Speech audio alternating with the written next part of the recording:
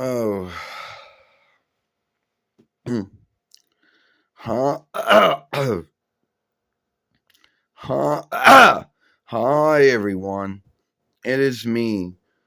It's me, Tuxedo Mask, Evening Wear Hide, Darian here. And today we're going to talk about, who did make the greater Irwin toy. Fuck. Something in my eye. Who made the greater toys back in the day? Was it Irwin Toy, a former Settlelander toy making doll business, or was it Bandai, the Dawnland making toy and doll making business, which also includes film, games, and other things? Now, the grounds to why I bring this up, because when it comes to the doll gathering followership, or even the Sailor Moon followership, which kind of offshoots into many things, was always folks out there that always, didn't know who made the greater toys. Was it Irwin Toy or was it Bandai? Now, as far as Bandai goes, Bandai has been making Sailor Moon dolls as early as what? Between 93 YL or something like that.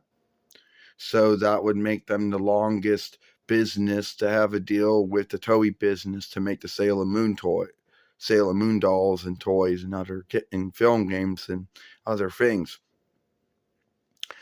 And Irwin Toy only had a deal to make Sailor Moon dolls, at least from between 95 YL to 2001 YL, with first Irwin Toy first selling what Bandai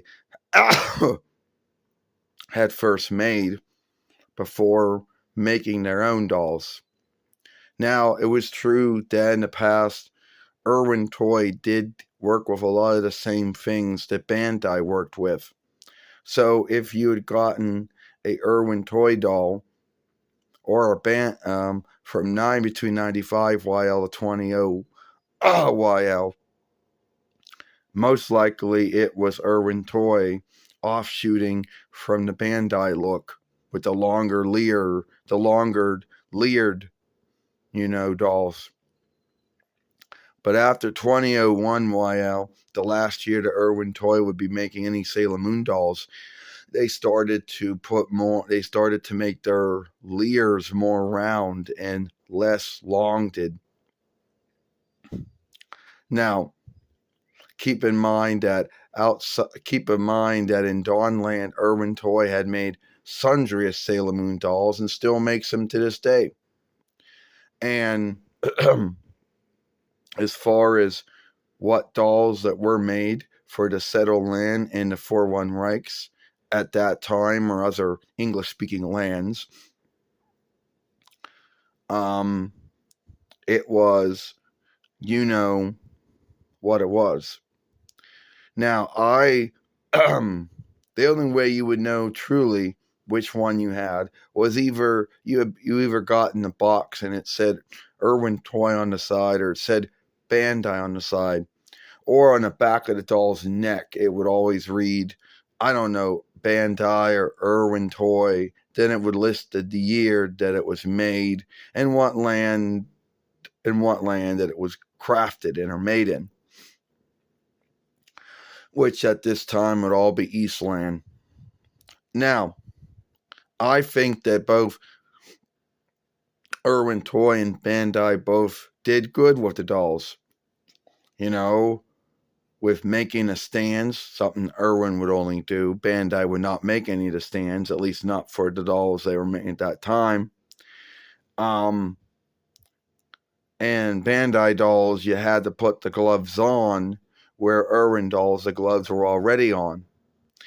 And where Bandai dolls had a hard time holding the weapons or the staffs or the swords or whatever came with them, that was not the same with any Irwin Toy doll. You might have to fight it, but you could get an Irwin Toy doll to hold the weapon or the staff or the sword or whatever it was. The only bind that Irwin Toy ran into was when there were Sailor Moon dolls that were made wearing shoes instead of wearing boots or high heel shoes. Then the stands would not work. Some of the dolls would be standing backwards instead of standing up straight. Others would just fall over, and some would never even fit in the stands if they were wearing shoes. If they were wearing high heel shoes, they would either bend to the side or fall over.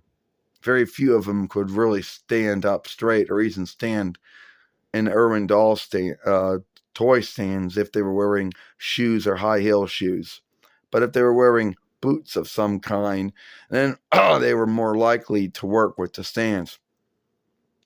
Which is sad, because most of the Sailor Moon selves either wear round shoes, high heel shoes, or boots.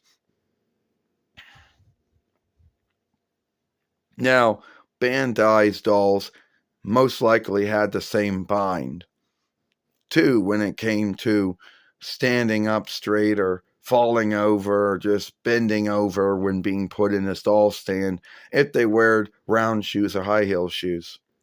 Not if they wear boots, though. Now, over the years, I think that over the years, Irwin dolls and Bandai dolls would start to come undone. Most likely with their legs breaking off. And unless you could afford a doll healing house, the only thing you could do is do over sticky ooze and then put some kind of stretchable film or tape around the side of the arm or the leg that had come undone. At least the heads never fell off. That was a good thing. Now, that's all I got for this film. Let me know what you think about it, and I will see you later.